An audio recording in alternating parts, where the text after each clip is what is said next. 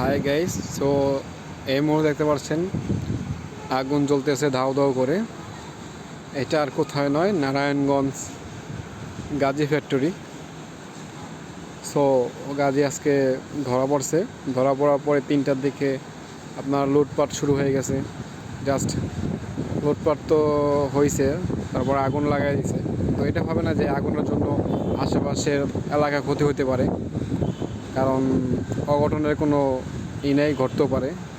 ঠিক আছে, তো এটা কেউ ভাবে নাই। তো তারা ভাবে খালি আগুন ধরাইয়া লুটপাট করতে পারলেই হবে। তো এখন লুটপাট শুরু হয়ে গেছে। তো সেই লুটপাটের জন্য রাস্তাও ব্লক হয়ে আছে। সেই জন্য আমাদের রাস্তায় এখন জ্যাম জ্যাম প্রায় 5 ঘন্টা ধরে জ্যামে আছে মানুষ।